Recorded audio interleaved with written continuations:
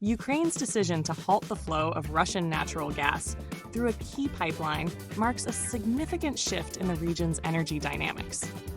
Designed to weaken Russia's war chest, the move could test Europe's resilience despite preparations and alternative energy sources.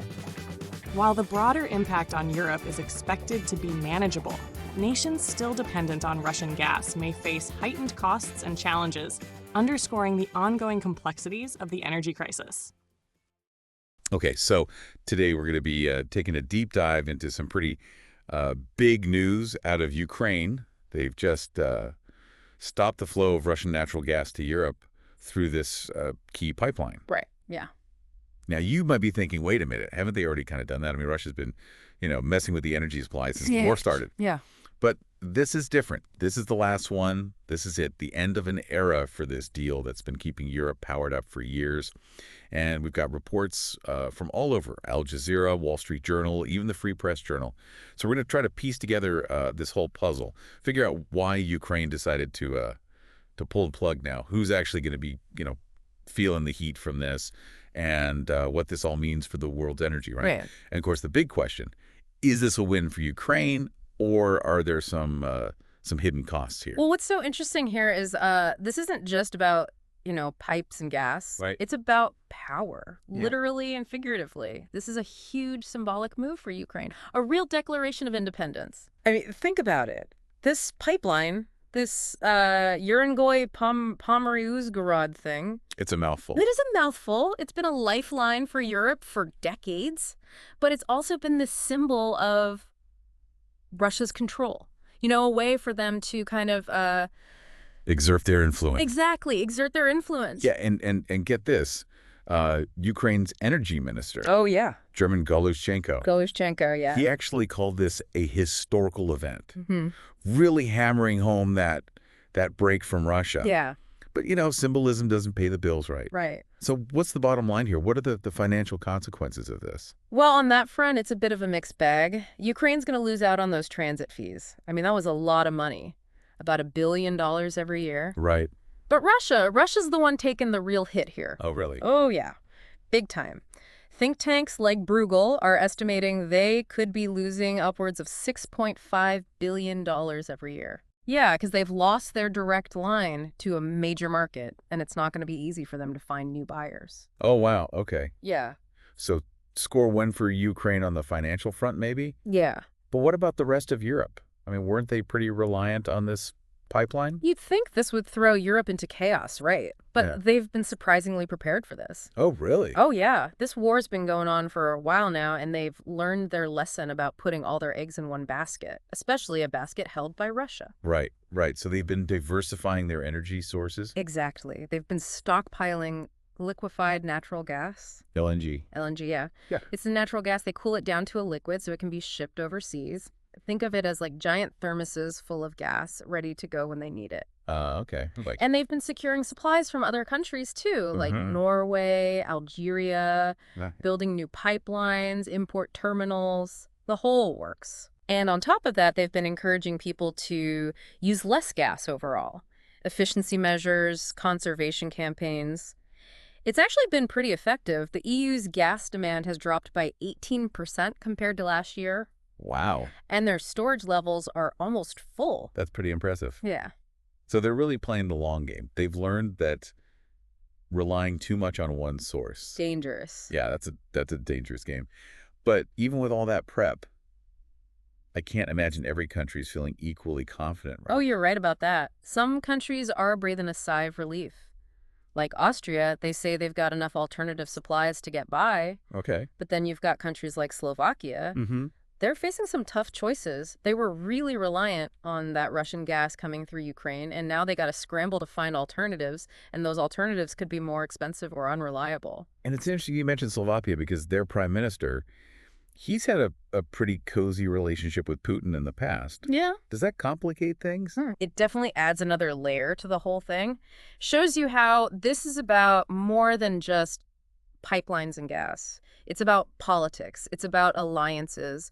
Every country's got their own history with Russia, their own relationship with them. Yeah. And that's playing a big role in how they're reacting to this whole situation.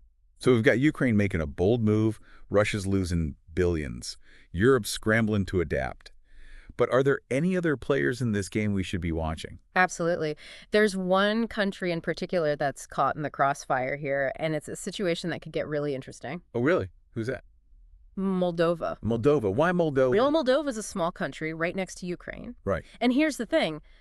They get most of their electricity from a power plant that's in Transnistria. Transnistria. Remind me about Transnistria. Right, so Transnistria is this breakaway region of Moldova, and it's backed by, you guessed it, Russia. Yeah, they've got their own their own currency, a lot of Russian troops stationed there. And that power plant in Transnistria, that supplies a huge chunk of Moldova's electricity. Okay, so Ukraine cuts off the gas. Moldova relies on a power plant in a Russian-backed territory. They're in a tight spot, aren't they? They're caught between a rock and a hard place. They're trying to distance themselves from Russia, but they still need them for energy. They've even declared a state of emergency. Oh, wow. And they're asking Romania for help to find other energy sources. So this one move by Ukraine is having all these knock-on effects. Absolutely. It's pretty wild. Yeah. But before we get too ahead of ourselves, let's just kind of summarize what we've learned so far. Okay. I think it's safe to say this isn't just an energy spat. No. This is a power struggle playing out on a global stage. Yeah, for sure. And it's a story with a lot of layers and a lot of players and a lot of possible outcomes. Right. So stay tuned. We're going to untangle all those threads and explore the bigger picture of this energy shakeup in just a moment.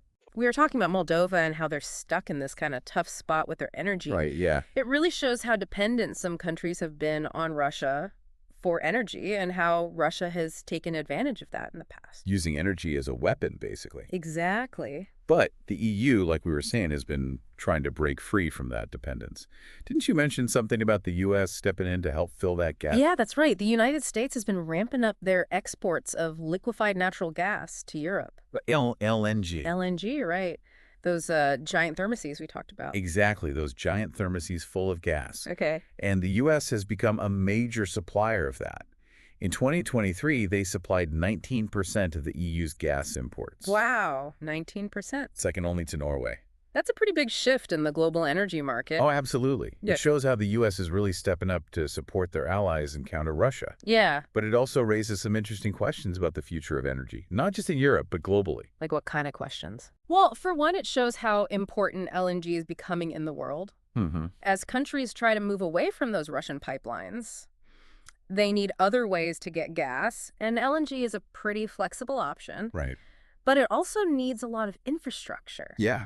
Like special terminals and tankers, which not every country has. Right. So it's not just a simple swap. There's a lot of logistics and economic stuff to figure out. Exactly. And speaking of economics, haven't there been some disagreements within the EU about how to handle this whole energy situation? There definitely have been some tensions, yeah. Okay. Some EU members, particularly Hungary and Slovakia, have been a little hesitant to cut ties with Russia completely. Right. I mean, Slovakia relies a lot on those Russian gas transit fees, and Hungary has stayed in contact with Moscow throughout the whole conflict. So some countries are willing to play the long game while others are feeling the pinch more right now. Yeah.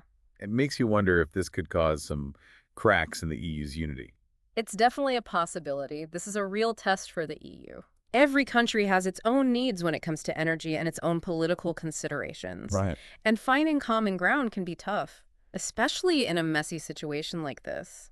So we've got shift in alliances, economic pressures, and potential cracks in the EU. Right. But what about Ukraine? They're giving up those transit fees, which was a lot of money for them. Mm-hmm. Is this ultimately good for them? That's the big question, isn't it? On one hand, they're losing about $1 billion a year in those transit fees. But on the other hand, the financial hit to Russia is way bigger, like 6 times bigger. Wow. And it's not just about the money. This decision is a powerful message from Ukraine. Yeah. It shows they're serious about energy independence and cutting ties with Russia. It's a symbolic win that means a lot to Ukraine and to the world. It's a bold move for sure. And like we've been saying, it has ripple effects way beyond Ukraine. It's affecting Europe's energy, it's reshaping global alliances, and it's showing the vulnerabilities of countries like Moldova. Exactly. And it reminds us that energy isn't just a commodity. It's a tool of power and influence. And controlling that power is a key part of this whole conflict. Speaking of power and influence, this whole situation reminds me of that other big event that shook up the energy world. The Nord Stream pipeline sabotage back in 2022. Oh, yeah, the Nord Stream incident, that was a real turning point. The Wall Street Journal reported that Ukrainian operatives were probably behind it, trying to cripple Russia's direct gas link to Germany. Wow. It was a bold move, and it sent shockwaves through the global energy market. It's like something out of a spy movie. A secret mission to blow up a pipeline under the sea. Yeah. And Russia spent billions building that pipeline, hoping to bypass Ukraine and control Europe's energy. Exactly. Nord Stream was a key part of Russia's plan, and by taking it out, Ukraine basically pulled the rug out from under them. And there's a kind of poetic justice to it, isn't there? Yeah. Russia tries to go around Ukraine and assert their dominance, and then Ukraine fights back by hitting them right where it hurts their energy infrastructure. Yeah. It definitely shows how important pipelines are and the length that countries will go to control them. So we've got Ukraine asserting their independence, Russia losing billions, Europe searching for new energy sources and potential flashpoints emerging. It's a lot to take in. It is. But in all this complexity, what's the main takeaway for our listeners? I think the main takeaway is that the global energy landscape is undergoing a huge transformation. So the global energy landscape is changing, but how? We're seeing a shift away from fossil fuels like oil and gas and more toward cleaner, more sustainable options. Like what? Like wind and solar. Even nuclear power. This has been happening for a while now, driven by worries about climate change and, the need to cut down on carbon emissions. Oh, right. But events like the war in Ukraine and that whole Nord Stream sabotage, that's really speeding things up. It seems like every crisis kind of creates this opportunity for change. Yeah. And this crisis is really showing the world how risky it is to rely on just one supplier for something as important as energy. Exactly. And that's why everyone's talking about energy independence and diversification now. So it's not just about finding alternatives to Russian gas. Yeah. It's about building a whole new energy system for the future, one that's more resilient and sustainable. Exactly. And that's where things get really interesting. Because this transition to a cleaner energy future, it's not just about the technology. Right. It's about politics and economics and global cooperation. It's about finding that balance between energy security and taking care of the environment. And it's about making sure that everyone has access to affordable energy that they can rely on. That's a huge task. It's going to take a lot of innovation and working together. But as we've seen, the stakes are pretty high. Yeah. The choices we make now will determine what the energy landscape looks like for generations to come. That's why it's so important to stay informed and to participate in these conversations, because ultimately it's up to us to decide what kind of energy future we want to build. Well said. So for our listeners who want to make a difference, what's one thing they can do to get involved? I'd say the first step is to learn about the different energy options out there, the different technologies. Okay. Learn about the pros and cons of each one. Think about how they might fit into your own life and your community. That's a great place to start. And then you can get involved in local initiatives, advocate for policies that support renewable energy, and just make smarter choices about your own energy use. Exactly. Every little bit helps. And remember, this isn't just about saving the planet. Right. It's about creating a better future for everyone, a more equitable future, a more sustainable future. Couldn't agree more. This deep dive has been really insightful, showing us how energy and politics and global security are all intertwined. It's a story that's still unfolding, but one thing's for sure. The future of energy is in our hands. And it's a future worth fighting for. Well said. And on that note, we're going to wrap up this deep dive. Thanks for joining us as we explore the complexities of our ever-changing world. Until next time, keep exploring, keep questioning, and keep learning.